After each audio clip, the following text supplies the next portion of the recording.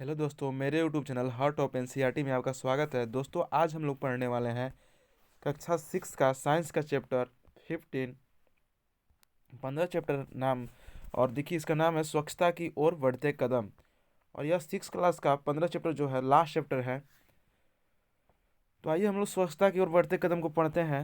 तो हमारा जो वातावरण है उनको स्वच्छ यानी कि स्वच्छ गंदा कौन करता है? तो उन्हें गंदा कचरा करता है। तो कचरा कहते किसे हैं?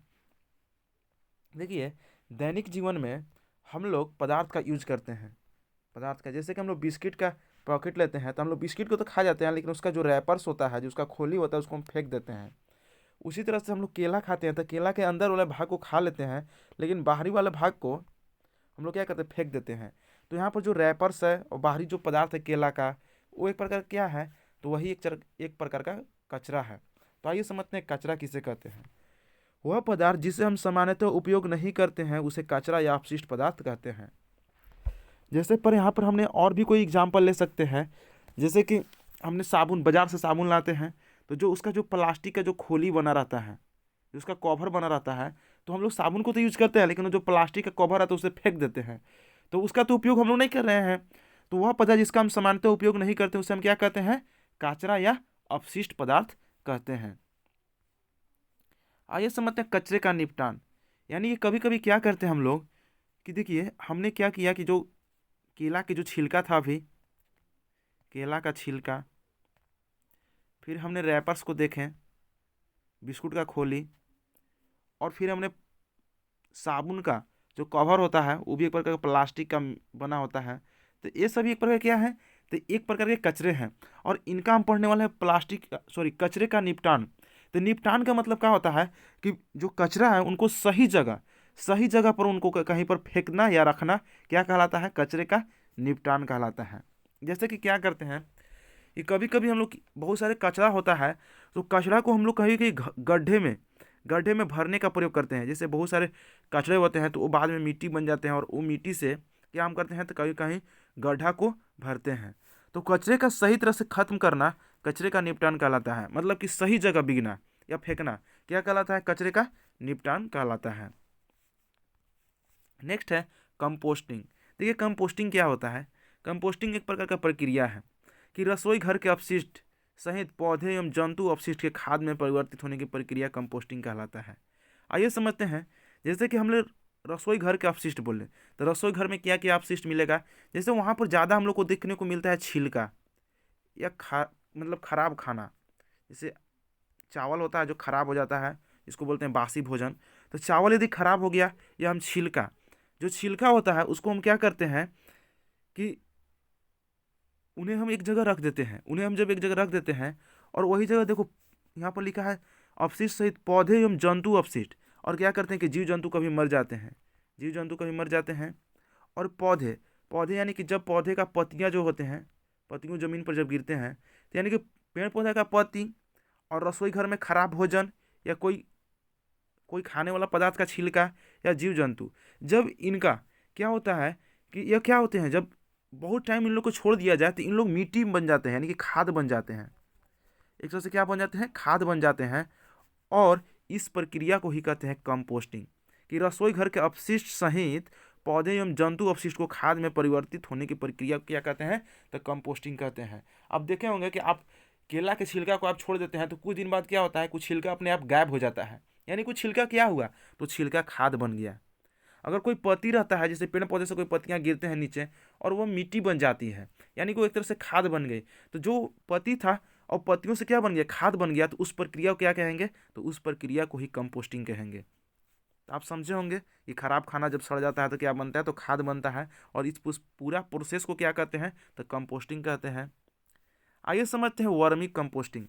आप देखिए, वर्मिंग कंपोस्टिंग से आप खाद बना सकते हैं। कैसे?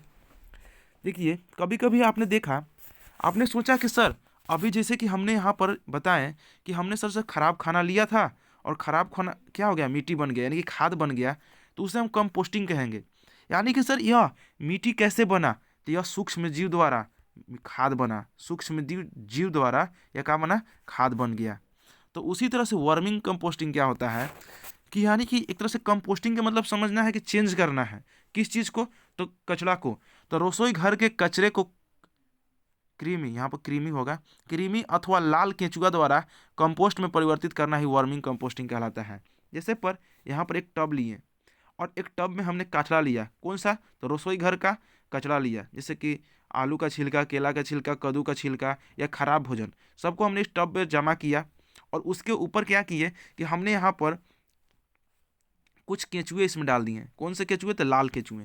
तो लाल केंचुए के द्वारा तो ये जब क्या होगा कि एक पूरा कंपोस्ट हो जाएगा, यानी कि जो खराब भोजन थे, यहाँ पर जो कचरा थे, हमने कचरा में क्या क्या लिया अभी बताएं, ये छिलका, खराब भोजन और अन्य पदार्थ हमने कचरा लिया और यहाँ पर हमने लाल केंचुआ को एंटर कराया, लाल केंचुआ इसमें डाले। और लाल केंचुआ जैसे ही डाले तो यह क्या हो गया, यह खाद के रूप में बदल गया। तो हम यहाँ पर देखिए हम लोग यूज क्या कर रहे हैं, तो हम लोग यूज कर रहे हैं केचुआ, केचुआ को ही हम लोग वर्मी कहते हैं। और वर्मी के द्वारा जो कंपोस्टिंग हो रहा है उसे ही वार्मिंग कंपोस्टिंग कहते हैं। यानी कि रसोई घर के कचरे को लाल केंचुआ द्वारा कंपोस्ट में परिवर्तित करना ही क्या कहलाता है, वार्मिंग कंपोस्टिंग कहलाता है। यानी कि कचरा को लाल केंचुआ द्वारा खाद बनाने की प्रक्रिया क्या कहलाता है, वार्मिंग कंपोस्टिंग कहलाता है। नेक्स्ट हम लोग समझेंगे वार्मिंग कंपोस्टिंग के लाभ क्या क्या होते हैं। तो वार्मिंग कंपोस्टिंग से जमीन की उर्वरता शक्ति बढ़ती है, यह मिट्टी को नर्म रख हवा युक्त बनाती है, भूमि को जल धारण या जल संग्रहण क्षमता में वृद्धि होती है। और वार्मिंग कंपोस्टिंग से क्या क्या लाभ है, तो हमने यहाँ पर समझने का कोशिश की है, इसको याद कर लीजिएगा कि क्या क्या लाभ है। अब आते हैं प्लास्टिक। देखिए हम लोग जितना भी अभी ज़्यादा यूज करते हैं तो हम लोग प्लास्टिक, जहाँ पर कचरा देखते हैं तो देखने का प्लास्टिक है, प्लास्टिक है, प्लास्टिक है, इस टाइप का। तो प्लास्टिक वरदान है या अभिशाप है। तो देखिए प्लास्टिक हमारे लिए बहुत ज़रूरी चीज़ है, लेकिन कभी कभी यह क्या है कि वरदान भी है और कभी कभी अभिशाप भी है। तो आइए समझते हैं। प्लास्टिक आज के संसार का महत्वपूर्ण पदार्थ है। आज का युग प्लास्टिक का युग है, और जो आज का युग कैसा युग है, प्लास्टिक का युग है। तो आइए समझते हैं प्लास्टिक का वरदान के रूप में क्यों, मतलब प्लास्टिक वरदान कैसा है।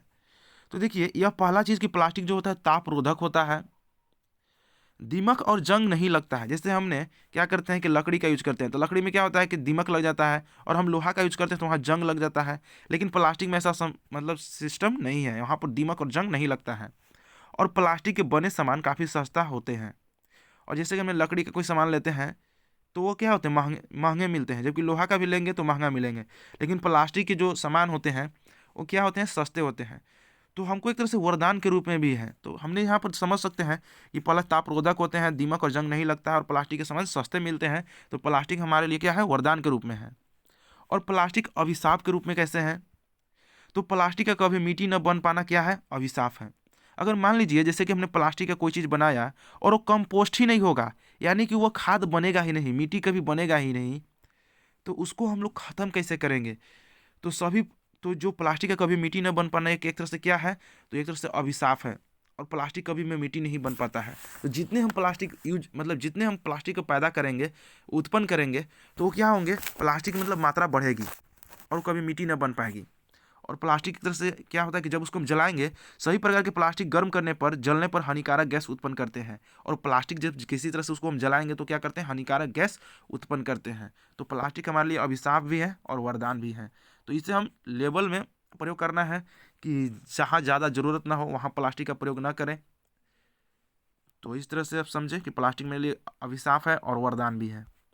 तो यह चैप्टर यहीं पर समाप्त होता है। हम लोग इस चैप्टर में जानने का कोशिश किए कि कचरा क्या होता है, हमने कंपोस्टिंग को जाना, फिर हमने वार्मिंग कंपोस्टिंग को जाना, और फिर हमने प्लास्टिक का वरदान और अभिशाप को समझा, और कचरा का निपटान को भी हमने समझने का कोशिश किया, कचरा निपटान। तो यह आप लोग का टॉपिक कैसा लगा, और वीडियो अच्छा लगा हो, टॉपिक समझ में आया हो, तो आप वीडियो को लाइक करें, कमेंट करें और शेयर करें। और देखिए 1 से लेकर 15 पार्ट तक साइंस का पूरा सॉल्यूशन प्ले लिस्ट में दिया हुआ है, तो आप जाइए और सीक्वेंस से देखिए। और आपको एनसीईआरटी सॉल्यूशन अच्छा लगा हो तो वीडियो को शेयर करें, लाइक करें, कमेंट करें, और मेरे चैनल पर हैं तो चैनल को सब्सक्राइब करें। थैंक यू दोस्तों, जय हिंद।